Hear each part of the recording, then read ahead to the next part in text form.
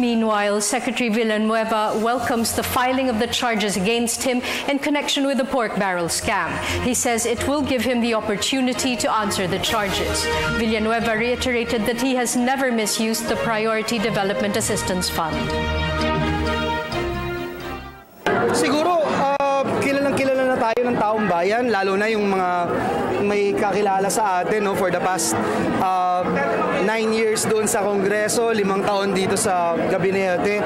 Ang gaya na sinasabi natin, ang tanging kayamanan natin ay yung ating pangalan. Kaya pag ito'y dudungisan, kahit saan, kahit kailan, handa nating idepensa ito.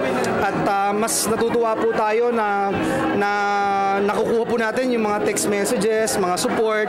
Napakadami hanggang hindi ko pa matapos. But dun sa mga nakakakita sa akin, alam naman po nila na kailanman hindi ako umaatras sa laban at itong mga ganitong uri ng aligasyon ay madali kong malalabanan at madali kong maididepensa ang aking sarili.